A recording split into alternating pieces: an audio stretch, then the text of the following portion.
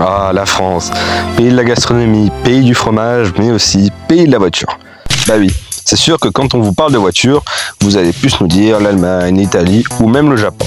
Mais la France a aussi sa part de changement, avec des marques comme Renault, Peugeot, Citroën, enfin des marques phares qui ont tous fasciné l'automobile avec des innovations comme la DS, qui a apporté par exemple les suspensions hydropneumatiques, la direction assistée ou encore les freins à disque avant. Mais aujourd'hui, malheureusement, on va pas parler de la DS. Ouais, désolé. Mais on va parler de la Peugeot 205. Avec 5,3 millions de ventes, on en voyait partout. Et encore aujourd'hui, cette voiture, que ce soit sur le plan technique ou toutes les dérivations qu'elle a eues, Rallye, Dakar, GTI, elle a tout fait. Et pour vous dire, elle a eu un sacré impact dans le monde automobile. Moi, c'est Taboré, et aujourd'hui, on va parler du phénomène de la Peugeot 205. Bon, on est en 1970 et Peugeot croule sous les dettes. Entre le rachat de Chrysler et le choc pétrolier, la situation était plus que critique.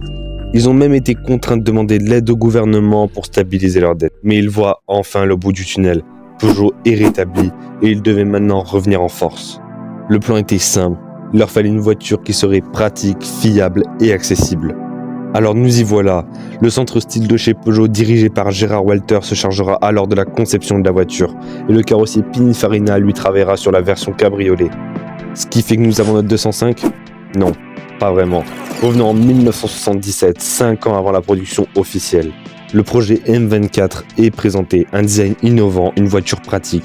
La M24, c'était la voiture qu'il leur fallait. Un réajustement du design et quelques réglages, et la voilà notre 205. Maintenant, manquez plus qu'à la faire briller. La star est lancée et c'est un succès car la voiture en soi, elle est bien. Elle est accessible, pratique, fiable et elle est abordable. La 205 sera en version 5 portes, disponible en 5 finitions, celle de base, l'AGL, l'AGR, l'ASR et la GT, avec 4 motorisations allant de 45 à 80 chevaux. Après un an, la 205 avait atteint 200 000 ventes et si vous ne savez pas si c'est beaucoup, bah c'est beaucoup.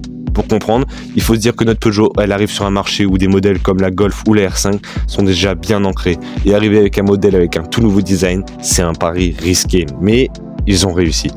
Dans la suite de succès, on a eu les versions GLD, GRD et SRD que vous connaissez sûrement. Ensuite, vous l'attendez tous, en 1984, la toute première version de la GTI équipée d'un 4 cylindres 1,6 litre développant 105 chevaux. Et suivi de sa grande sœur qui sortira 2 ans plus tard, elle qui embarquait un moteur de 1,9 litre, 230 chevaux. Le succès de la GTI était grandiose, surtout pour la sportive de la gamme, presque 300 000 ventes. 1984, Peugeot passe à la vitesse supérieure, la 205 Turbo 16 débarque et c'est une révolution. Une 205, oui mais métamorphosée, moteur central, transmission intégrale, 200 chevaux en version road, puis du double en version rallye. Une machine taillée pour le groupe B, prête à affronter les monstres de l'époque. Et il y en a un qui l'a bien compris, son nom c'est Harry Vatanen. Harry grandit dans la campagne finlandaise et la seule expérience en conduite qu'il avait, c'est le tracteur de son père. Dès ses 18 ans, sa mère lui offre sa première voiture, une Opel Kadett, avec laquelle il participera à plusieurs rallyes régionaux. Il enchaîne les petites courses, la voiture morphe mais elle tient. C'est en 1974 qu'il va affronter Hannu Nicola. Hannu Nicola, contrairement à Harry, c'est un pilote renommé. Il a une équipe de 10 personnes qui l'entourent et une voiture bien plus puissante et adaptée. Tout de même, il a un avantage, la course se passe en Finlande, son pays natal. Les 2 hommes étant quasi identiques, résultat final, Harry perd. Mais ça c'est pas grave, car ce que tout le monde retient, c'est qu'un mec sorti de nulle part a réussi à rivaliser avec un pilote de renommée. Une semaine plus tard, au Nord Tyrannie, Harry va prendre sa revanche et va enfin battre Hannu. Et pas d'1 seconde ou 2, mais de 7 secondes. Son rival est impressionné par sa performance et Hannu va alors parler du jeune prodige au directeur rallye de chez Ford, Stuart Turner. Cet événement lança sa carrière, mais nous ce qui nous intéresse c'est Peugeot, et en 1982, le groupe B émerge.